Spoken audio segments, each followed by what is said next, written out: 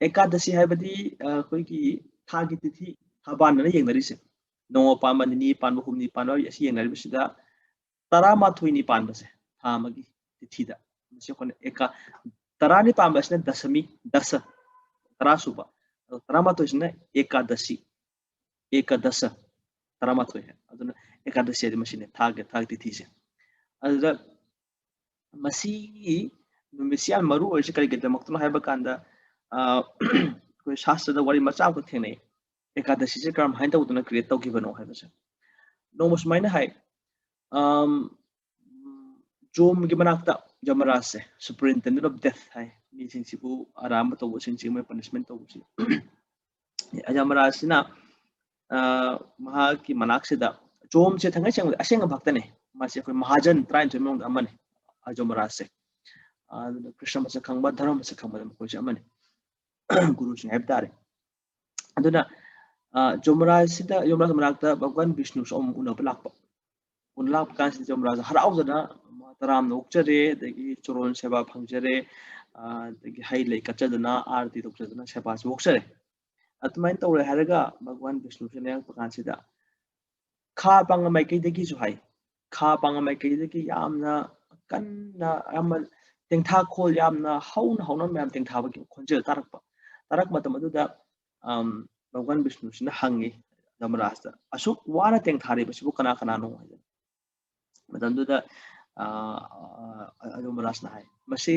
पाप आम तौबु कांबुनी मकोइ से मसे कोइ दंदी पिनबगी मसे लाए अदर मकोइ दंदी पिबगी चना खोल खांगी बनि हाय अदगिति मकोइ अमतंग आइना येंबा याकदरा हायदना बिष्णु हायबदी कृपा चावी मी जीवसिंग नुक्सिबना हेन हायबदा मकोइ से कइन मोइना वारे बि येंगुसि हायदना चले येंबा कासे कद मयाम सिना अमुक विष्णु से उजरे उबा कांदा अमुक हेन मोइ तेंथाबि हेले हाय कुसिसिदा कोइना थंगै सेंगना मक इबुंगो सेवा तहौदे कोना मनिंगम दबदगी मतमदुदा भगवान विष्णु से नुआइत्रे मखोइ अवाब से कमाय कोपीगदगी गेन खनबा हौरे हाय सुहृदम सर्वभूतानाम हाय कृष्णदी पुनमक जीवसिंग ख्वाइदगी चाना मरुपने हाय मया वदा खनबा अदुना अदुमा खनबा कांदुदा महाकी भगवान विष्णु के थमोइदगी हार्ट थमोइसदगी मसाइ नुपी अमा मैनिफेस्ट तौरे हाय नुपी की मसक लौरगा महाना मसा इंट्रोड्यूस तौरे ऐसे एकादशी हाइबा पर्सनिफाइड फॉर्म ऑफ एकादशी नि एकादशी सिदी इबुंगे थमोइदा लैरिबा नुक्सिबसे जीवसि नुक्सिबसिगी मसने मसक लौर से मसक लो ओइबनी हायदन अदुदी अदु मैंने मसे क्रिएट तौर मतम सिदा मथौदी नंगी तौगदब थौदांग करिनो हाइना हाइबा कांसे मागे थौदांग पिरकदोरे थौदांग करिनो एकादशी हाइबसी मसिगी मयाइसिना मागे इन्फ्लुएंसना एनीबडी पाप याम तौबु हरबसु महाक्सिना एकादशी हाइबा निमिसिदा कृष्ण निसिंगनबा कृष्ण निसिंगजबा कृष्ण के सेवा खजितन तुजबा माके नाम सोनजबा हाइबा चिंबा तुलसी सिंग हाइजबा असना चिंबा थबक से तौजबा तारगदी कृष्ण के नाम सोनो खदे मरुइना मागे ngमजबा सेवा ख तौजबा सेवा तौ हाइबदी पत्रम पुष्पम फलम तोयम योमे भक्त्या प्रयच्छति हाइब इसिंग खतंग वरबसु तुलसी मनाम वरबसु हाइयम तंग वरबसु लयम तंग वरबसु मसे अंगोंदा भक्ति लोन कत पतारगदी मदोइन लौबी कृष्ण हाइजन दुमाइना मागे ngमजबा सेवा ख तौजबा माके नाम सोनजबा माके निसिंगजबा माके मरमदि लीला ताजबा आमदी सेवा ngमजबा तौजबा हाइबसे मसे तौबा तारगदी मागे पाप पुनमक कोकनी अमदी माक सोइदन मके बैकुंठ चटकनी सिन अदु फरे मसी वासे मैम लु संदोखरे अदु मतमदुदा हारिबा नरो लेरेमिबा ngसाइकी जोमराज के दंदी फंगे मैम पुनमक से मखोइसी एकादशी पालन तौ हौरे हाय अदु पालन तरोपदगिदी मखोइ लोइना चक्रब बैच बाय बैच मखोइ लोइना मक कदरु चक्रे हायदन अदुना पृथ्वी ले मीसिंग सिदु मदु पावल फंबदे मोज पालन तने मस लोइ हनकरे अदु सोमदरी कदौरे दंदी पीगदब जगह सिंह लोइ हंगहौरे एम्प्टी हंगहौर मतमदुला कदवी पाप पुरुष नाम लई पाप पुनमखिना तारगा साब अदुकी पर्सनिफाइड फॉर्म हाइब तारे महाक्सिना हाइरिबा मयाम से दंदी पीबा अदुदा हाइरिब मिसक से महाका दंदी पीबा मागी थबक ओइबनिना दंदी पीनबद बि लेत्रबने मागी माना हिंदुबकी महाका लेबकी सुमरमम लेत्रब अदुना मा मसा मंगना मो भगवान विष्णु संजरेन हाय मास इबुंगो इबुंगो क्रिएशन इबुंगो सेंबी बनी अदुना आइगे इथौ लेत्रब तारगदी आइदे कमा हिंगनी ꯑꯗꯨ ꯑꯩꯒꯤꯁꯨ ꯈꯟꯕꯤꯌꯨꯗꯅ ꯍꯥꯏꯔꯤꯕ ꯑꯗꯨ ꯐꯔꯦ एकादशी कौन नमिसिदा पाप पुनमक्से जगति पुम पाप पुनमक्से ख्वादे मरुना ब्राह्मण हाटपा असेंग भक्त सिंह चुबु हाटपा सन हाटपा सिंह सिगो मयाम से पाप ख्वादे की चाव पाप पुनमक्से ग्रेन्स मयाम से चंग लेबो ओइरो नंगी तुंगफम से मदन ओइरो ग्रेन सिंह सिदा ग्रेन्स बीन्स सिंह मयाम पुनमक एकादशी चाब यादे हवाई सिंह वायन सिंह बा बीन्स मरु चंग चाब यादे है मसी मयाम से मसी मसी नंग चंग नंगी तुंगफम ओइरो एकादशी नमिसिदा कनागुमना चेंग न चिंगबा चेंग हवाई न चिंगबा मसी मैम से चाबो तारगदी चेंग चारी चाक चाय म्यूसिंग दुदा पाप पुनमक चंगबो ओइरो अदुदना मखोय से पाप चेदबनिना नहाक न मोइदा दंडी पिबि यारनी न हाय अदुना मसी की नमिसिदगी एकादशी को नमिसिदा कदोरे ओना चेंग हवाई सिंग चाबा यादी न हायनरिसे पाप सिंग कोकना बजमकन अदुसु मथकता कदोरे एकादशी अमुतंग पालन तौगी बसिदा कोई हाँ ले पाप लोना कोई मसीगी सु मथक तमना के हायरी वेद शास्त्र दा व्रत मखल के आम पीरी चरा हेनबा मखन मखन व्रत मखन मखन के आम व्रत में आम पुरमक से मसीदगी ख्वाइदी अथोय बस एकादशी व्रत ने हाय करी की तमक तनो व्रत पुनमक सिना पुल्लगा पीबा ngamba फॉल पुनमक से एकादशी मथंदने पीबा ngam अदुगा व्रत पुनमक सिना पुल्लगा पीबा ngamda फॉल तो मधुसु एकादशी पीबा ngam मखने पीबा ngamda अतै व्रत ने पीबा ngam से कइनो धर्म अर्थ काम मोक्ष ऐगी वाता पादबा मिचल मिखे फंगबा सेन पाम हाइबा सिंगाम पुनमक से मसी अतोबा व्रत म्याम से म्याम नि नई मैं पाम बसे मटेरियल डिजायर आतने यामन व्रत तमनि म्याम से अदुबु एकादशी सिना मसी लोने पीबसु ngam मदुसु मत कई पीबा ngam कृष्ण भक्ति पीबा ngam है कृष्ण भक्ति से अतै अमतन कनाम तर पीबा ngam ते है अदुना मसीना ख्वाइदे हेले है बसे अदुना भक्तबा शोपिंग असिंगबा नत्रगा खैतंग डिवोशनली भक्ति नमिदे खजिते इंक्लाइन रिव्यू सिंती they will compulsory do ekadashi with so much affection ekadashi se masi phasna paranto ko tamna haibase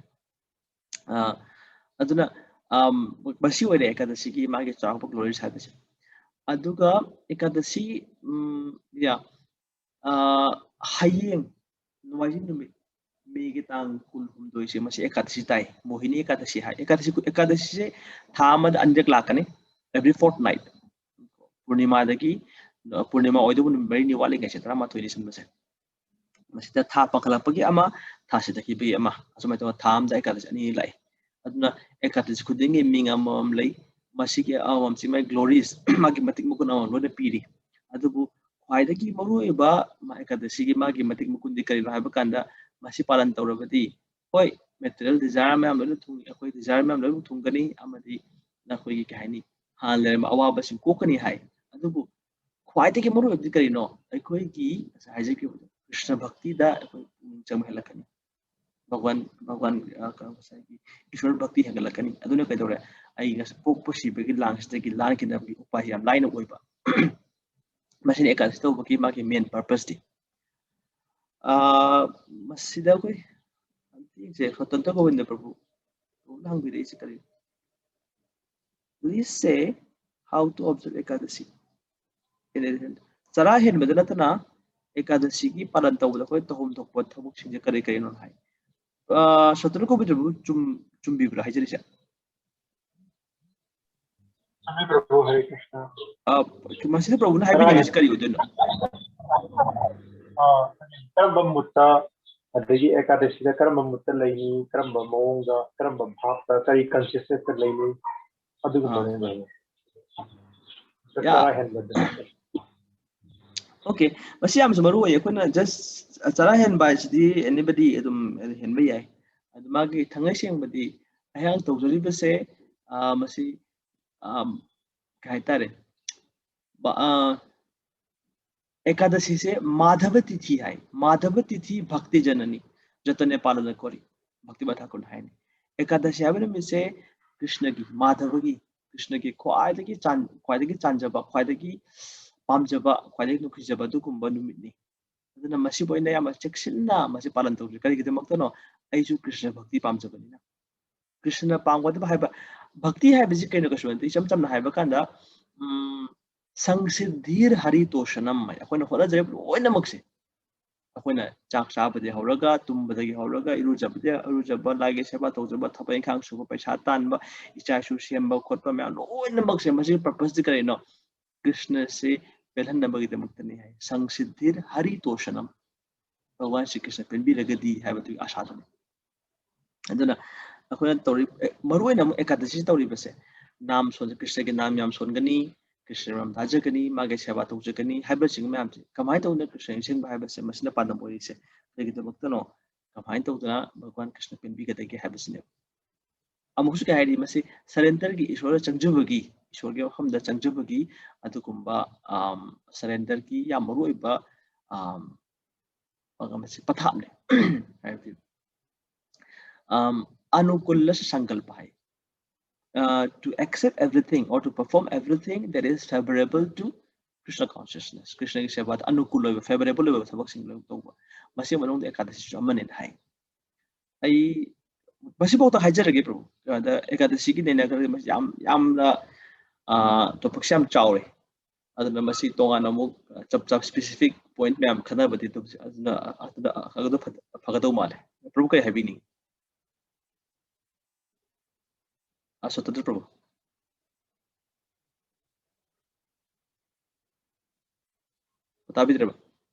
Okay. Kamu ya jare. Okay. Haying labor ekadashi se. Masiki matang hapetang panjaram giko. Masi se ekadashi mahatme hai bal next yawe. Yam icham na hapetang ay samagi summary na panjarag. Masiki matang mohini ekadashi ki matang sida Yudhishthira Maharaj na Krishna yam da hangi bane. Yahay na hangi Shukla Paksha Vaishakh ki have the April May. May ki hawla May ki loslat pagi sida lay pa ekadashi se masi kari kauboge aduga masibu karam haina palan tawudabno have the high bi wad high hiba the Bhagwan Shri Krishna ke hai Dharmaraj hai bo hang se masi Vasishtha Muni na ibungo Ramchandra Bhagwan hamda masi amang the high hibalay masi se ai som the tamjake haidana Bhagwan Ramchandra hangi Vasishtha Muni da he muni rakte athoiba Quaidagi Bratatobagi, quite Atoiba, Madu Karamano, Madum Tapiu, Papsing, Awabasing, Loina, Mishikopayaba. Sita say Rabon Hugravani. Sita Hugi Patagi, I get Hamoja should be water galley, Masham Tapiu. Masham Patang of Hayakaduni, as I Bashistana Kai Hiram Chandra Bhagwan Nahaki Nahak the Kanga Habam Lady Nahaki Ming Sikatang Panjabakatang da Pokpashibagi, Awabagi, Ipaxi Masimam, Lana Ribani. Amadi somna sita hu kre sita ke wabagi thangai sem somdi wadi atmaram ibungadi wab hability amadi masidi sumatagi mogi angpulilani adupu ibungona ngasi on hangbi bese masi jagat pumbagi kana bagitamakta miyoy basing asina jarakna bagitamakta makoina khangjawna bagitamakta hangbi ben habese nana aiju khangjare haise upajogoba masile kamuka ram hangi besisu akoi miyoy basing kana bagitamakta Arjun Krishna hangi badusu akoi mi bakana baita makta Arjun ngasai ai lan to nga moroi kan haibadu kadure badu matang do Krishna gita thire idana akoi kana baita hangi aduna ngabasida hai Ramchandra duna dwada ekadashi amalai Vaishakh tha gi Shukla ekadashi tha panghalapagi matam asida taba dwadashi nu taba ekadashi do iba adubu masita dwadashi ne I try to nip Parman Mistatori, other Mashikoi, Mahadwa the Shihai, Amokosan Ekadashi dagi, Amokan Masiki Magun Joe, Magun Wang Beheli Haden. As the Haliba, Mahadwa the Sinumi said Masibu, Tangation Paranto, Taragati, Amasi Mingse, Mohini Kadashikawi, Amadi, Masio Paranto, Taragati, Moha, Sankago, illusion mams, Awabagi, Pakle, illusion mams, which they cook a mean high. Dana Kalikum Ibuna, so Awabas and Kopi Bata Kopin Bataragadi, quite again a Punya Jelaba, assume a Katasi, Mapung Pana Paranto, the Taragadi, our Mokokani. Then I Masi Matanga, Masimatic Bukuch, Hapetan, and I home a Ekadasi Matangasi Matanga Tamjage, Masi Parantorobadi, quite a chow pops in Pokodo. No more Bhadrabati. Saraswati Turian gave a pan to the Taba, Bhadravati, Hariba, Shora Shida, निंथौ ड्यूटीमान कौब निंथौ लेरमी एराम महाक्सी याम हई सिंबा अचुंब चटपा बुद्धि लेबा अदुगुंबा चंद्रवंश की निंथौनी थागी सागै की अदुना महाके अफमसिदा धनपाल कौबा यामना सेंजाव पाइब नुपाम ले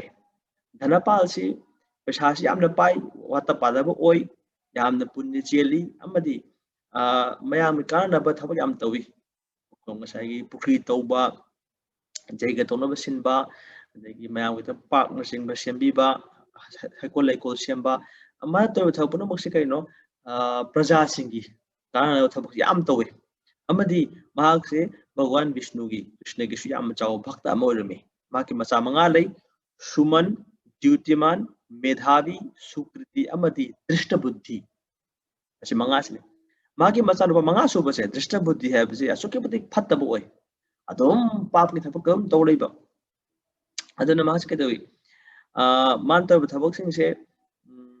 तहोय हायदी ओक्तबी सिंग जो पुनगनी महाक से चाहेदब थाइदा मयाम तसिनगनी जुआ सारब चिंबा लायाम सिंह सुमाना कयमत व्यवहार तौते देवता सिंह ब्राह्मण सिंह अमदि मपापु सिंहबु लैरिब हल्लमन सिंह कनामत माना व्यवहार तौते अमदि युमद लाकपा अतिथि भगवान थवइन तौते हारिबा पुक्सेल फतब दृष्ट बुद्धि से असमाय तन माना मपागी लन तुमसे मसी मपना द मसी मसी नियम लाना लोइना मांगहन मसी मसियम तौ अदुदा माकी थबक ओय ले हायदना नोमदि धनपाल हारिबा मपासिना मचानु प्रतिष्ठ बुद्धि से मयुम दे तांथोखरे बदे माक से नोमदि माना कदवी समाज मयान बस खंगनबा अदुगुंबा ओक्तबी नुपी अमगा मखुद खुदांग खुदांग समदा माना पाइनरगा चलंबदगी मा तांथोखिबने मयुमदगी चको चलो मा तांथोखरे अददि कदवरे महाक्सिना महाक लेजरीब लंथुम खरा माय मसलो मंगा सुबसे दृष्ट बुद्धिसिना पागे माग लंथुम लोइन मान योंथोक्ता लोइन मांगहले अददि कदवरे महाक लेरिम खंगनरम मियोय मयाम लोइन मास थोकपिरे मागिने हादा कनाम लेइत्रे दृष्ट बुद्धि असुकमति वारे चानेगा थानेगा लेइत्रे माना हुजि खनबा होले आई सुजि कैदौगदगे कैदौगद आई इसा जे हिंगनी मान खनबरक पसे माजे हुरान से तो बहौरे अदगिदि निंथौगी म्यूसना फारे फारा बकना मोले हेमादी धनपाल की मचानी ने सिदि हरे मासे थादोक पिरे असुमाय तौदना हन्ना हन्ना हन्ना मासे हुरा ले अमु हुरा मै फाने अमु थादोकनी अमु फा थादोक तौबस्ते केतोरे नोमदी मासे मासे मयाम खाम ngam मासे मुखुद पुल्ला फारे अदि मा तप तप फुरे फुरबा कांदा असai निंथौसिंगना मा निंथौगी म्यूसिंगने मासे नंग अखोय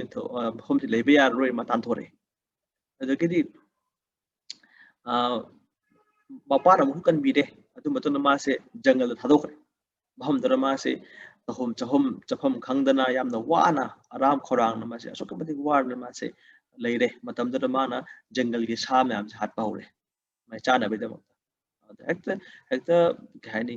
मिनुशम याउदर मके मखल मखल सा उचे का लोइन मा हाथ चाबा होरे मासे अदि मा नोमुनबगी मागी हाना पाप मयाम तरोपदुने हुजिक सुमागी पाप सुम हेंगलेन है अदकिदि भाग से कदवी माकी मराय भक्त सुम थोन तमदना नोमदी माना सुम साधारण लाप कांसिदा कौंडिन्य मुनि आश्रम द माक थुंगरे है मुनि से माक से कदौरी गंगा द इरुजरगा मासे गंगा द कखलक भागचांग सोना गंगा द कखलक बन कखलप कांदो कदी माना चटखिब लंबिदुदा दृष्ट बुद्धि हैब नुपा से फतर नुपा से मासे मतो लेरंबा लेमद मा इसिंग मुनि दुगी हक्चांग दगी ताहाउ इसिंग द मदु कत मा थेंगुबे खुतो जास मा फंगजेदे मतमदु कदवी मदुगी मयाइदुना महाकी वखल सिदा अफो वखल लाखरे है मतमदा माना ब्राह्मण दुगी मराक लाए खुरुमे खुरुम माना हाइजरे हे थदो हेंदोना फावरो ब्राह्मण अहाकी पाप तौरे मैम से असुकमते याम करे मसी पाप मैम से क्रम हन कोकदबनो बतो तकपिउ गवा है ऐदी असुकमते फत्रबनी आई वंदु कनबिउ न मान हाय मुंदिन हरि सिदुनो के हायरे चाइबुंगो नंगी ने फनबगी दमक्तै वा आई लंबी अमा तकपिगे बैशाख की था मेगे रोय मतम से लाकदरिबा मसिदा एकादशी मोहिनी एकादशी कौबम लाकनी मसिने कतबी सुमेरु हाइबदि चिंजाउ दगे हेन लुम खरबा मौथ याम खर पाप क्या बो कोहन मंगम बगे एकादशी ने nang aina pire pautak simbas in bataragadi amadi ekadasi palan tau batar ekadasi habisdi Sri Hari da Krishna na asuki matik pamjamat anumit ni masinang na aina hari basmana palan tau bataragadi mapok kaya kaya ngi toroki pap singa do modna dagi nang no ko pajagani ko ngamgani ko na hai wahai singa adu taja bakanda dishta putina harau na mana ekadasi palan tau re amadi ekadasi do palan tau ro badagidi mahaki पाप याम से लंब दुष्ट बुद्धि से मा या मा की मथम से सुख देख सेंगरे पाप लो कोखरे अमदी अदु मायना माना भगवान श्री कृष्ण की विष्णु की सेवा हम तरो को हरो कोदना नोमदी मा की सिदा भक्ति को फारदना पुंसीगी लेरिबा चयेत नब कया से कोक्चरे हरगा गरुड़ मसामक लातुना हाय दुष्ट बुद्धि से भगवान विष्णु की धाम दबे को तरफ पुखी है Vasishtha Muni ke hari he Ramchandra Bhagwan Mohini Ekadasi ase masi palan tawjabana waidagi sangsar ke oiba chamamnaba illusion masle apam basing amam mohasina sangsar ki apam nungai mayam sida sumat khidana ko Krishna kaholiba Bhagwan kaholiba sikumba amam basing ase masida kokna bagi masina pambaini sangsar marol ahum masida sargramarta patal haire masi manung sida masida hin afaba Brata ki numit amma leitre haibi yai hai masi wise diram tungda Sri Krishna amuk yudhishthira hom haire paramasina he yudhishthir masi ki ekadasi asigi masi palan taw masi phangiba pun masi phangiba mahai se masi ka chamnarapa kanda tirthayatra tawba yadagi jaiga tawba dan tawba masi mayam se pulap punchalle hairaga ekadasi asina bi mahai sigi saruk taratruk thopagi saruk ama phawba mukoni yoba ngamde amadi hairiba ekadasi asigi matik magun sing ase masibu pajaba natraga tajariba mahak ado maruina mohini ekadasi asigi matangda tajaba haijariba pajariba miyo ado mukoina phawba san lising dan tawbugi mahai do kutata phangjai masigi masida Vaishakha Shukla Ekadasi Mohini Ekadasi asigi Kurma Puranda hari Kurma Puranda tak leba masi matik bagun se matang asida loijare hai masine adagi amuna nga saje ke bdo dwadasi ekadasi asida mu kadore ekadasi gi munum asida tarani panbagi puksing khara ekadasi da changba tar haibadi ma timing ne ko timing je mase overlap to bulai ekadasi tarane pan basiga taramathun ekadasiga adagi ekadasiga mu dwadasiga puthanaba adan mase koina mahadadasi chu hai drishprisha mase technical terms ne aduna mase amna ati puguna machen ba du kumba brata to hogi adu amna pabunu ni hai masi matang da wa hang bining ba atraga atana bining ba comment bining ba lebi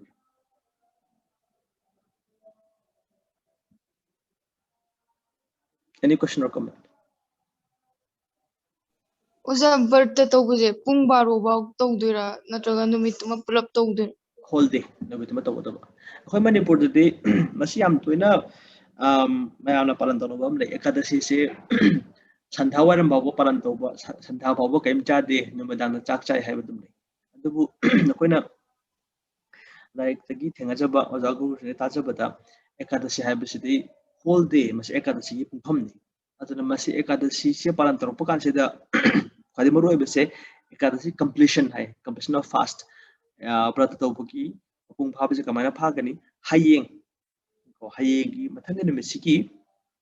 ayuk sida mag phom amalai masi khona masi paran and ekadasi bu ekadasi gi brata kai masi thugai bagi matam habadi numi chupasme ekadasi paran tawbuje khona cheng hawai singbam chadre aduna mathangi numi sida mahaki phomdo ekadasi loiram dai phom sida khona grains cheng hawai na sing makhajik chajagani cheng marum tang wara basu ataga cheng hawai na sa por amora basu adungo por khara khona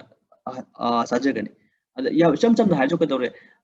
numidang da sangom se sara thana ma sangom se cheng marum amani thatara ba aduga ma put khaba aduga de kadar nga sagi cheng yaw khredan adu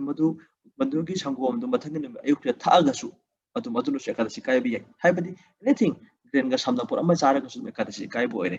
ꯃꯗꯨꯃꯥꯏꯅ ꯀꯥꯏꯍꯟꯕꯗꯨꯅ Ekadashi complete ꯑꯣꯏꯗꯣꯔꯤꯅꯤ ꯑꯗꯨꯒꯤ ꯃꯇꯨꯡꯗ ꯀꯥꯏꯍꯧꯗ꯭ꯔꯒꯗꯤ ꯑꯃꯨꯛ ꯑꯦꯀꯥꯗꯁꯤꯁꯦ ꯃꯁꯤ complete ꯑꯣꯏꯗ꯭ꯔꯦ ꯍꯥꯏꯅꯕ ꯂꯩ ꯑꯗꯨꯅ ꯑꯦꯀꯥꯗꯁꯤꯁꯦ hall ꯗꯦ ꯇꯧꯒꯗꯧꯕꯅꯤ ꯑꯗꯨ ꯀꯥꯏꯍꯟꯕꯁꯤꯅ ꯃꯊꯪꯒꯤ ꯅꯨꯃꯤꯠ ꯑꯌꯨꯛꯇ ꯃꯥꯒꯤ ꯄꯨꯡꯐꯝ ꯆꯞ ꯆꯥꯕ ꯑꯌꯨꯛ ꯃꯥꯒꯤ ꯄꯨꯡꯐꯝ ꯂꯩꯔꯤ ꯃꯗꯨꯒꯤ ꯃꯇꯝꯗꯨꯒꯤ ꯃꯅꯨꯡꯗ ꯑꯩꯈꯣꯏꯅ ꯃꯁꯤ ꯀꯔꯤꯒꯨꯝꯕ ꯒ꯭ꯔꯦꯟꯁ ꯈꯔ ꯆꯥꯔꯦ ꯍꯥꯏꯔꯒ ꯄ꯭ꯔꯁꯥꯗ ꯈꯔ ꯐꯪꯖꯔꯦ ꯍꯥꯏꯔꯒ ꯃꯗꯨꯅ ꯑꯦꯀꯥꯗꯁꯤ ꯀꯝꯄ꯭ꯂꯤꯠ ꯑꯣꯏꯗꯧꯔꯤꯕ ꯁꯨꯃꯥꯏꯅ ꯂꯩ ꯌꯥꯕꯤꯔꯗ꯭ꯔꯥ ꯑꯗꯨ ꯑꯣꯖꯥ ꯑꯦꯀꯥꯗꯁꯤ ꯅꯨꯃꯤꯠꯁꯤꯗ ꯆꯦꯡ ꯍꯋꯥꯏ ꯈꯛ ꯆꯥꯗꯕꯤꯗ ꯁꯪꯒꯣꯝ ꯀꯩꯀꯥ ꯊꯛꯑꯒ ꯂꯩꯕꯗꯤ ꯌꯥꯔꯣꯏ ꯂꯣꯏꯅ ꯌꯥꯏ ꯅꯣꯟ ꯒ꯭ꯔꯦꯟ ꯑꯣꯏꯕ ꯄꯣꯠ ꯂꯣꯏꯅ ꯆꯥꯕ ꯌꯥꯏ ꯍꯩ ꯔꯥ ꯃꯈꯜ ꯂꯣꯏꯅ ꯆꯥꯕ ꯌꯥꯏ ꯑꯗꯒꯤ ꯅꯠꯁ ꯀꯣ ꯍꯥꯏꯗꯤ ꯅꯠ ꯑꯣꯏꯕ ꯀꯦꯁ꯭ꯌꯨ ꯅꯠ ꯒ꯭ꯔꯥꯎꯟ ꯅꯠ ꯄꯤꯅꯠ ꯃꯁꯤ ꯂꯣꯏꯅ ꯆꯥꯕ ꯌꯥꯏ ꯑꯗꯒꯤ ꯗ꯭ꯔꯥꯏ ꯐ꯭ꯔꯨꯠꯁ ꯂꯣꯏꯅ ꯆꯥꯕ ꯌꯥꯏ ꯁꯪꯒꯣꯝ ꯑꯗꯒꯤ ꯁꯪꯒꯣꯝꯗꯒꯤ ꯁꯥꯕ ꯄꯣꯠ ꯂꯣꯏꯅ ꯆꯥꯕ ꯌꯥꯏ ꯁꯪꯒꯣꯝ ꯁꯅꯥ ꯌꯣꯒꯔꯠ ꯁꯪꯒꯣꯝ ꯑꯐꯝꯕ ꯂꯣꯏꯅ ꯆꯥꯕ ꯌꯥꯏ ꯑꯗꯒꯤ ꯂꯩꯅꯨꯡꯗ ꯐꯪꯕ ꯃꯔꯨꯑꯣꯏꯅ ꯑꯥꯂꯨ ꯀꯣ ꯑꯗꯒꯤ ꯑꯩꯈꯣꯏꯅ ꯃꯁꯤ ꯍꯣꯏ ꯒꯥꯖꯔ ꯑꯗꯒꯤ ꯕꯤꯠꯔꯨꯠ ꯃꯁꯤ ꯈꯖꯤꯛ ꯈꯖꯤꯛ ꯑꯦꯚꯣꯏꯗ ꯇꯧꯅꯩꯌꯦ ꯑꯗꯨ ꯃꯌꯥꯝ ꯑꯗꯨ ꯅꯠꯇꯕ ꯑꯩꯈꯣꯏꯒꯤ ꯑꯥꯂꯨ ꯃꯪꯒ꯭ꯔꯥ ꯆꯤꯡꯕ ꯂꯣꯏꯅ ꯆꯥꯕ ꯌꯥꯏ ꯃꯁꯤꯗꯩꯁꯤꯗ ꯑꯗꯨꯒ ꯀꯅꯥꯒꯨꯝꯕꯅ ꯃꯁꯤ ꯑꯩꯈꯣꯏꯅ ꯉꯥꯜꯂꯒ ꯐꯨꯠꯂꯒ ꯑꯗꯨꯃꯥꯏꯅ ꯆꯥꯕꯁꯨ ꯂꯩ ꯑꯗꯨꯒ ꯍꯤꯡꯅ ꯑꯗꯨꯝ ꯀꯩꯅꯣꯁꯤ ꯉꯁꯥꯏꯒꯤ ꯍꯩ ꯔꯥ ꯆꯥꯖꯕ ꯁꯨꯃꯥꯏꯅ ꯐꯪꯖꯒꯦ ꯍꯥꯏꯕꯁꯨ ꯂꯩ ꯑꯗꯨꯕꯨ ꯑꯩꯈꯣꯏꯅ ꯑꯗꯨꯝ ꯊꯥꯎꯁꯤꯗ ꯑꯩꯈꯣꯏꯅ ꯀꯔꯝꯕ ꯊꯥꯎꯅꯣ ꯘꯤ ꯑꯁꯦꯡꯕ ꯁꯤꯖꯤꯟꯅꯔꯒ ꯑꯗꯨꯝ ꯑꯩꯈꯣꯏꯅ ꯉꯧꯔꯒ ꯑꯗꯨꯝ ꯐꯪꯕ ꯌꯥꯏ ꯑꯗꯨꯒ ꯁꯟꯐ꯭ꯂꯥꯋꯔ ꯑꯣꯏꯜ ꯃꯁꯤ ꯑꯗꯨꯝ ꯁꯤꯖꯤꯟꯅꯩ ꯒ꯭ꯔꯥꯎꯟꯅꯠ ꯑꯣꯏꯜ ꯃꯁꯤ ꯁꯤꯖꯤꯟꯅꯩ ꯊꯣꯡ ꯊꯥꯛꯄ ꯀꯥꯟꯗ ꯑꯗꯨꯕꯨ ꯍꯪꯒꯥꯝ ꯊꯥꯎ ꯁꯤꯖꯤꯟꯅꯕ ꯌꯥꯗ꯭ꯔꯦ ꯁꯣꯌꯥꯕꯤꯟ ꯊꯥꯎꯒꯨꯝꯕ ꯁꯤꯖꯤꯟꯅꯕ ꯌꯥꯗ꯭ꯔꯦ ꯃꯈꯣꯏ ꯉꯁꯥꯏꯒꯤ ꯃꯔꯨ ꯁꯥꯕꯅꯤꯅ ꯑꯗꯨꯒ ꯊꯨꯝ ꯍꯥꯞꯄ ꯀꯥꯟꯁꯤꯗ ꯑꯩꯈꯣꯏ ꯏꯆꯝ ꯆꯝꯅ ꯁꯃꯨꯗ꯭ꯔꯒꯤ ꯊꯨꯝꯁꯦ ꯃꯁꯤꯗꯤ ꯑꯦꯚꯣꯏꯗ ꯇꯧꯅꯩ ꯌꯥꯗ꯭ꯔꯒꯗꯤ ꯍꯣꯏ ꯄꯦꯀꯦꯠ ꯑꯅꯧꯕꯗꯒꯤ ꯑꯗꯨꯝ ꯁꯤꯖꯤꯟꯅꯕꯤꯌꯨ ꯀꯥꯟꯗ ꯉꯁꯥꯏꯒꯤ ꯑꯩꯈꯣꯏꯅ ꯆꯦꯡ ꯍꯋꯥꯏ ꯄꯥꯏꯔꯒ ꯁꯤꯖꯤꯟꯅꯔꯨꯕ ꯊꯨꯝꯗꯣ ꯃꯗꯨ ꯁꯤꯖꯤꯟꯅꯕꯤꯔꯨꯅꯨ ꯍꯥꯏ ꯈꯤꯇ ꯀꯨꯞꯊꯔꯀꯥꯟꯗꯗꯤ ꯔꯣꯛ ꯁꯣꯜꯠ ꯑꯩꯈꯣꯏꯅ ꯉꯁꯥꯏꯒꯤ ꯃꯥꯏꯟꯗꯒꯤ ꯐꯪꯕ ꯊꯨꯝ ꯔꯣꯛ ꯁꯣꯜꯠ ꯃꯗꯨ ꯁꯤꯖꯤꯟꯅꯕꯤꯌꯨ ꯍꯥꯏꯕꯁꯨ ꯂꯩ ꯑꯗꯨ ꯍꯣꯏ ꯑꯗꯨꯗꯤ ꯐꯪꯗ꯭ꯔꯗꯤ ꯃꯈꯥꯁꯨ ꯄꯣꯜꯂꯦ ꯁꯨꯃꯥꯏꯅ ꯇꯧꯔꯒ ꯌꯥꯏꯉꯪꯅꯆꯤꯡꯕ ꯏꯚꯟ ꯌꯥꯏꯉꯪꯁꯤꯁꯨ ꯑꯩꯈꯣꯏ ꯏꯁꯥꯅ ꯈꯪꯅ ꯁꯨꯖꯔꯕ ꯑꯣꯏꯇꯥꯔꯒꯗꯤ ꯑꯗꯨ ꯁꯤꯖꯤꯟꯅꯕ ꯌꯥꯏ ꯅꯠꯇ꯭ꯔꯒ ꯑꯍꯤꯡꯕ ꯑꯀꯪꯕ ꯁꯤꯖꯤꯟꯅꯔꯁꯨ ꯀꯩꯁꯨ ꯀꯥꯏꯗꯦ ꯑꯗꯨꯕꯨ ꯄꯦꯀꯦꯠꯇ ꯇꯧꯕ ꯅꯠꯇ꯭ꯔꯒ ꯃꯤꯜꯗ ꯇꯧꯕ ꯌꯥꯏꯉꯪꯒꯨꯝꯕꯁꯤ ꯁꯤꯖꯤꯟꯅꯕꯤꯔꯨꯅꯨ ꯍꯥꯏ ꯀꯔꯤꯒꯤꯅꯣ ꯍꯥꯏꯕꯗ ꯁꯦꯝ ꯃꯦꯆꯤꯟꯗꯨꯗ ꯆꯦꯡ ꯇꯛꯑꯝꯕ ꯌꯥꯏ ꯕꯦꯁꯣꯟ ꯇꯛꯑꯝꯕ ꯌꯥꯏ ꯑꯗꯨ ꯑꯃꯨꯛꯁꯨ ꯃꯤꯛꯁ ꯇꯧꯔꯣꯏꯗꯅ ꯑꯗꯨꯅ ꯌꯥꯔꯤꯈꯩꯗꯤ ꯁꯤꯒꯨꯝꯕ ꯁꯤꯖꯤꯟꯅꯕꯤꯔꯨꯅꯨ ꯃꯆꯨ ꯑꯗꯒꯤ ꯍꯪꯒꯥꯝ ꯃꯔꯨꯗꯒꯤ ꯁꯨꯡꯕ ꯊꯥꯎꯅꯆꯤꯡꯕ ꯑꯁꯤꯒꯨꯝꯕꯁꯦ ꯃꯁꯤꯗꯤ ꯈꯤꯇꯪ ꯆꯦꯛꯁꯤꯟꯕꯤꯔꯣꯅ ꯍꯥꯏ ꯑꯗꯨ ꯅꯠꯇ꯭ꯔꯒꯗꯤ ꯑꯇꯩꯁꯤꯡꯁꯤꯗꯤ ꯏꯚꯟ ꯃꯅꯥ ꯃꯁꯤꯡ ꯑꯣꯏꯕ ꯂꯤꯐꯤ ꯚꯦꯖꯤꯇꯦꯕꯜꯁ ꯍꯪꯒꯥꯝꯅꯆꯤꯡꯕ ꯑꯩꯈꯣꯏ ꯃꯅꯥ ꯑꯣꯏꯕꯁꯤꯡꯁꯦ ꯃꯁꯤꯁꯨ ꯁꯥꯛꯅꯆꯤꯡꯕ ꯃꯁꯤꯒꯨꯝꯕꯁꯤꯁꯨ ꯑꯦꯀꯥꯗꯁꯤ ꯁꯤꯖꯤꯟꯅꯕ ꯌꯥꯗꯦ ꯃꯣꯏꯁꯨ ꯒ꯭ꯔꯦꯗꯤ ꯆꯤꯛꯇꯦ ꯑꯗꯨꯕꯨ ꯑꯩꯈꯣꯏ ꯁꯤꯖꯤꯟꯅꯗꯦ ꯑꯦꯀꯥꯗꯁꯤ ꯅꯨꯃꯤꯠꯁꯤꯗ ꯑꯌꯥꯝꯕꯅ ꯑꯗꯨꯕꯨ ꯍꯣꯏ ꯑꯃꯨꯛꯁꯨ ꯌꯧꯔꯛꯄ ꯀꯥꯟꯗ ꯀꯩꯗꯧꯋꯤ ꯈꯔ ꯑꯃꯗꯤ ꯒ꯭ꯔꯦꯟꯁ ꯅꯠꯇꯕꯅꯤꯅ ꯑꯗꯨꯝ ꯏꯌꯥꯗ ꯌꯥꯏꯗ ꯍꯥꯏꯔ ꯁꯤꯖꯤꯟꯅꯕ ꯀꯥꯡꯕꯨ ꯑꯃꯁꯨ ꯂꯩ ꯑꯗꯨ ꯌꯥꯝ ꯀꯟꯅ ꯃꯁꯤꯗꯤ ꯍꯥꯔꯠ ꯑꯦꯟ ꯐꯥꯁ ꯔꯨꯜꯗꯤ ꯑꯣꯏꯗꯦ ꯑꯗꯨꯕꯨ ꯖꯁ ꯑꯩꯈꯣꯏꯅ ꯅꯤꯡꯁꯤꯡꯒꯗꯕꯗꯤ ꯒ꯭ꯔꯦꯟꯁ ꯕꯤꯟꯁꯅꯆꯤꯡꯕꯁꯦ ꯃꯁꯤ ꯈꯛꯇ ꯑꯦꯚꯣꯏꯗ ꯇꯧꯕꯤꯔꯒ ꯅꯨꯃꯤꯠꯇꯨꯒꯤꯗꯤ ꯑꯩꯈꯣꯏ ꯅꯟ ꯒ꯭ꯔꯦꯟ ꯑꯥꯏꯇꯦꯝ ꯑꯣꯏꯅ ꯆꯥꯕꯤꯕ ꯑꯃꯨꯛꯀꯁꯨ ꯉꯁꯥꯏ ꯑꯩꯈꯣই ꯄ꯭ꯔꯚꯨꯅ ꯍꯪꯕꯤꯈꯤꯕꯗꯣ ꯁ꯭ꯋꯇꯟꯇ꯭ꯔ ꯒꯣꯕꯤꯟꯗꯅ ꯍꯪꯕꯤꯈꯤꯕꯗꯣ ꯃꯁꯤ ꯃꯨꯠꯁꯦ ꯀꯔꯤꯅꯣ ꯑꯩꯈꯣꯏꯗꯤ ꯆꯦꯡ ꯍꯋꯥꯏ ꯆꯥꯗꯕꯁꯤ ꯅꯠꯇꯦ ꯃꯔꯨ ꯑꯣꯏꯕꯗꯤ ꯑꯗꯣ ꯑꯇꯩ ꯂꯣꯏ ꯆꯥꯕ ꯌꯥꯏ ꯍꯥꯏꯔꯛꯀꯗꯣꯏꯕ ꯑꯗꯨ ꯀꯩꯗꯧꯔꯦ ꯑꯦꯀꯥꯗꯁꯤ ꯅꯨꯃꯤꯠꯁꯤꯗ ꯑꯩꯈꯣꯏꯅ ꯇꯧꯒꯗꯧꯔꯤꯕꯁꯦ ꯑꯩꯅ ꯇꯧꯖꯔꯤꯕꯁꯦ ꯃꯁꯤ ꯀ꯭ꯔꯤꯁꯅꯒꯤ ꯄꯦꯟꯅꯕꯒꯤꯗꯃꯛꯅꯤ ꯍꯥꯏꯕꯁꯤ ꯃꯁꯤꯃꯛ ꯀꯥꯎꯕ ꯌꯥꯗ꯭ꯔꯦ ꯑꯗꯩ ꯑꯃꯨꯛ ꯀꯥꯡꯕꯨ ꯑꯃꯅ ꯀꯩ ꯍꯥꯏ ꯑꯦꯀꯥꯗꯁꯤ ꯅꯣꯟ ꯒ꯭ꯔꯦꯟ ꯑꯣꯏꯔꯒꯗꯤ ꯑꯥꯏꯁ ꯀ꯭ꯔꯤꯝꯒꯨꯝꯕ ꯆꯥꯕ ꯌꯥꯕ꯭ꯔꯥ ꯌꯥꯗꯦ ꯈꯥꯃꯦꯟ ꯃꯄꯥꯟ ꯑꯥꯏꯁ ꯀ꯭ꯔꯤꯝꯁꯤꯗꯤ ꯃꯗꯨꯗꯤ ꯆꯥꯟꯁꯦꯁ ꯌꯥꯝ ꯋꯥꯡꯉꯦ ꯃꯈꯣꯏꯗ ꯏꯃꯜꯁꯤꯐꯥꯏꯌꯔ ꯑꯗꯨ ꯇꯧꯔꯒ ꯑꯩꯈꯣꯏ ꯌꯦꯔꯨꯝꯒꯨꯝꯕꯒꯤ ꯑꯦꯛ ꯋꯥꯏꯠꯀ ꯁꯤꯖꯤꯟꯅꯕꯁꯨ ꯂꯩ ꯑꯇꯣꯞꯄ ꯉꯁꯥꯏꯒꯤ ꯀꯩ ꯍꯥꯏꯇꯥꯔꯦ ꯄ꯭ꯔꯤꯖꯔቬꯇꯤꯞ ꯃꯌꯥꯝ ꯁꯤꯖꯤꯟꯅꯕꯁꯨ ꯂꯩ ꯑꯗꯨꯅ ꯁꯤꯒꯨꯝꯕꯁꯤꯗꯤ ꯌꯥꯔꯤꯉꯩ ꯃꯄꯥꯟꯒꯤ ꯄꯣꯠꯁꯤꯡꯁꯦ ꯁꯨꯃꯥꯏꯅ ꯄ꯭ꯔꯣꯁꯦꯁ ꯐꯨꯗꯁꯤꯡꯁꯤ ꯌꯥꯔꯤꯉꯩ ꯁꯤꯖꯤꯟꯅꯕꯤꯗꯕ ꯑꯗꯨꯒ ꯑꯃꯨꯛ ꯍꯥꯏꯖꯔꯤꯁꯦ ꯄꯔꯄꯁꯇꯤ ꯀꯔꯤꯅꯣ ꯑꯩꯈꯣꯏꯅ ꯈꯔ ꯐꯪꯗꯧꯔꯤꯕ ꯑꯇꯩ क्वेश्चन लेबिरिब्रा ले क्वेश्चन और कमेंट लेबिद्रा Hare Krishna Prabhu. Okay Hare Krishna माताजी Hare Krishna Prabhu. Chanting se Prabhu. Ekadashi numitta chanting 16 rounds ki above tawbagi do. Adu yung matang kita haibi. या dan wache masi point happy days Ekadashi की main purpose ngасaisu hangbigre problem main purpose दि करिनो अखोइना कृष्ण बु निंगसिंजबसे खरा हेंगतलु हाइबनि खरा हेना चरा हेन बाहिरसे चरा हेन से करि गदमक्तनो हारगदि थोंग थाकपगी मजुगी मतम मांगबदु मदि मांगद्रे अदगी होय इचम चमना हानो मगे म खोइ सिमले चादे यादे है तो कि अदु की मतम दु शेप ओरक प हेना मतम बिबि यारे हेना लाइक पाबगी कृष्ण के बताना ताबगी खुदों चावल फंगजब दोबदी ख्वाइदगी मरु ओइ एक्टिविटी म हायक पतारा गदी कृष्ण के नाम सोनबसे नाम दुरी करी हरे कृष्णा कृष्ण कृष्ण हरे हरे हरे राम राम राम हरे हरे नाम सोनबसे अखोई चम चमना हेगलु मसिंग जारी मखै हेन सोलु हाय नमस्ते एकादशी मितरे अखोई 16 राउंड सोन बले यहाबदी ओइ मला सोन बाय मता मला पारे सोन दो कृष्ण के नाम सोन दो अदना नो मुदुदा कोइना खरेना सोलु हाय अंगम जरी मखैदी दुगा होय कोइना दीक्षा गुरु खल्लब म्यूजिक गदी सिल फिक्स नंबर ऑफ राउंड्स ना नो मुदा कैरेक्टर सोन गदा बनो हाय फिक्स लेरनी फिक्स लेर पदुदा अतय मतम the Son बदुदगी Ekadashi Sidi अतय थबक तौद्रबनिना हेबदी engagement का हंथरबनिना increase the number of rounds, increase number of times you are chanting the name of God. हेबदी खर हेंगलु हेबगी वाले कोई मसी कृष्ण भगवान के नाम सोन बसे कोइना मसी कोई की हिंदू खतंग में इब्रान खले थंगे सेंबदी इवन क्रिश्चियन सिंग ग्रीस दा आइलैंड अमले क्रीट को आइलैंड दुतरा चप चप काउजरे मोय आइलैंड सिदा जस्ट मोनेस्ट्री ने क्रिश्चियन के मोनेस्ट्री चाओ साब अदु लई से नुपा गत लई मंग ओइ बगात लई बा कोई सिंग माइन तवी कोई अयुक अंता होतोनी पुंग अनि स्वासिदा अदु का मोय का से मचा मचा लई अदु मत अफम सिदा मोय से कनो ईश्वर के नाम सोंदो ने से कनो सिदा मोगी माला सिदा मोगी रोजरी बीट से तुम सोंदो ने का मचा सिदा सोले हरेगा दुरनी नुमेथोट गया मांग से मोय प्रेयर तो हुआ है प्रेयर तो मतुंग सिदा मोगी प्रेयर सेशन लोयरे रे मतुंग सिदा अयुक सिदा तौबदो सिट पर शेंगबा करी करा थोंग थाकमा ओ एक्टिविटी से मोय थकले तबन सामिना बथमिना बसु मोसी चारे बथोंग पुना मकेसु हान ईश्वर कतोइनी फंगे असुमाय तर मोसी लाइक पाबा नैनाबा तानाबा बसिमाम तवरनी इसने मोगी होल दी एक्टिविटी अदुगा मोय मुमुक मयाम से लोरे का मसा मसा के मतलब फ्री टाइम लेबा कास्ट मोसी हाय फोय का मसा मसा सिंग से मोगी कनेक्शन सिदा मोगी शेल कुम हाय तारे चाव चंग ग मोय डी मेडिटेशन तवे हाय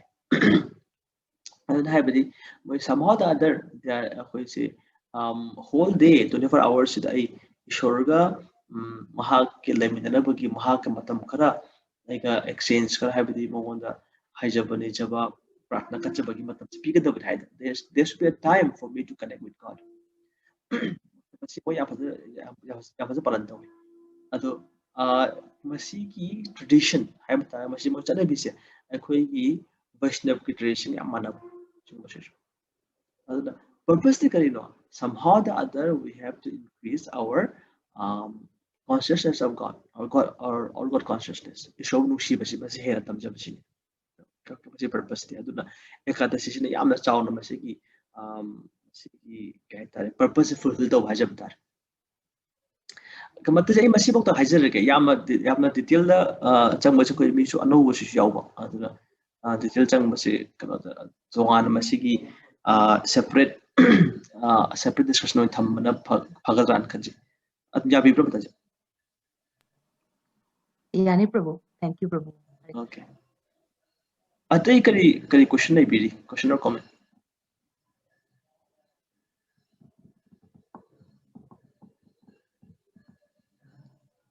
okay next say 6:17 16 ko ekadashi panjagi be na hypertan Hare Krishna Prabhu. Hare Krishna Vedanta Kurumdri Prabhu. Prabhu kaino ne? Golok Vrindavan Dham ga ne Vaikuntha ga se. Kari difference oi duino. Golok Vrindavan Dham dana opulence ne henba Aishwarya Pradhan haidi Lakshmi ki seva leibarina madi watta padavas opulence awe and reverence Vishnu ki seva se awe and reverence hai haidi soy ghidra kamain tawni aparado ghidra ya pakhara to jaba seva magi majesty Vishnu ki baki kay haitare magi matik magun china matuna hana mang thara ka dobo be kun tare gati atuna seba tawbse awe and reverence awe have the respectful fear have yamna ji व्यवहार yamna leiba व्यवहार ka da bhaji aparatha yawata ba sobiya da ba adugu respect na mang thaba duga sohira da na kibu yawba sebe kun thagi magi mutne hoy moga nusiba gi yawi ni ko jawta to seba du budi ado golok brindavan sin na ase gi reverence masi wang landoiba abate just pure love sweetness aduga ase isor nusiba se krishna se aiga ma krishna se bhagavan ni haba se at leita bu concept se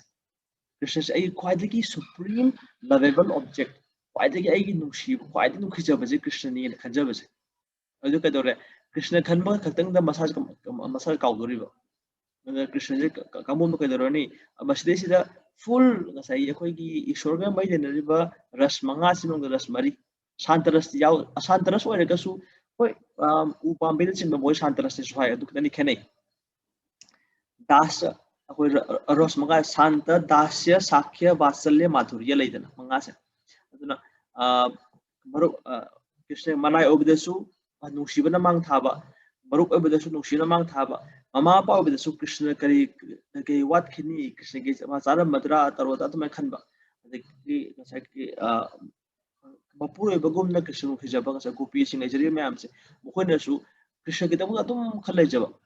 krishna penbi bi jaga penbi ge tanga thamba to golok betaba sida nushibasna mang thaba tab nushibaduna henba aduna all relationship in golok is supremely sweet hai madhuram hai ya bira tra mataja yam tiana khunjar Oh, Hare Krishna yare. Program no ai jare. ekadasi ge thangai seng badi ko chara hen mese ji kan di scientist sing na bhawa chara helu hai chara hem ta ragati akoi haksang sena phagalakani kamai tan basi intermittent fasting hai Program to keno ya foreign time jam important is kai manam keno ai sinde. So for scientific reason hai badi sam batam no asogi asu matam asuk akoina chara ji helu re dana helu ba kan di ngasai gi body metabolism se khenare aduna mage adu matam du da akoina kari gumba ma chauragadi asagi ka sai kani acidity level se lai ba acid sing adu control to ko du myam lai ke lai udi icham tan hai ba kan da akoi hakchang se adu matam pun akoi chasali myam se anything akoina thonga ba kan da thau du kaure cooking tore baking tore thau du ngau put si yaro sinra ba kan da fat machine ba kan da ka dore pot lona jaga to problem pun maximum acidic oi hai magi conditions aduna acidic oi pot hakchang hapsing ye ba kan da akoi hakchang se masi automatically the internal environment of the body becomes acidic acidic oi person ne akoi hakchang da makhan makha ke laina myam lai se even cancer the virus attack to ko myam loi makse thangai sem budi acidic oi person ne hai aduna masina kedogi liver sida kidney se akoi hakchang gi toxin sing sengdok ke da organ sing se makoi da overwork to honba kana gun hai be akoi di sanga cha de yu thakte adu bu kadui masala spices morok se myam chai aduna so to effect to adigi chaba da matam nai na cha ta bu ko to myam se masi myam cha kadui akoi liver function to hondre to honda basina akoi organ sing sum sondharakpa aduna intermittent fasting habati tham da anirak kumtau 15 days ki distance da masi fasting to pakasi ka tobi koi haksang sida kano se haksang se haksang si ki lai ba toxicity level se masi control to bu ya ba gi khudong sabam phang keno da chak ta sa acidic ko possible chak ta bata ka dore liver kidney ko se rest phang hai kasai overwork to pusti aduna mosu replenish natraga massage repair to nabaki tanjam phang adu tanjam phang amne ka dore ngasai akhoi gi amusu hai hakchang sida carbohydrate glucose sina energy phangadori bani adubu fasting tore fasting torok matam sida di akhoi gi brain sida hypothalamus nama yauri pituitary nama yauri mahoi sina mase phagrane ai masi hakchang sida angasi carbohydrate chang nem ade kamai toni hen brain sidi hakchang asigi organ puna makse manung da glucose khwaidagi na chab se brain ne aduna brain की glucose वाट पे याद glucose वाट पे याद कई तौर अतोप cell अतोप organ चंग glucose से brain direct तौर याद कई अतई सेल मैम से कदम नखोई एक्सेस फंगरोय अदुना लेरिबा खरसिना नोय चलाइबा ताबनी न इन्फॉर्मेशन पिराने पिरपना कदौरे नसी थबक से दी चपचान तौदब यारोय वर्क प्रोसेस चन तौदब यारोय अदुबु नखोइदा से कहनी फैसिलिटीज हंथरानी मी से मसी हंथरानी अदु कमाय तौ तारे लेरि मी सिंगसिना याम एफिशिएंटली थबक तौ ताबने थबक तौ फुमा तौ तारे सेम रिजल्ट पी कहता रहा तो मैं तो उधर हक्सांग की ऑर्गन सिंग सेल में हमसे बहुत यार एफिशिएंट में थबक तो दिया रहे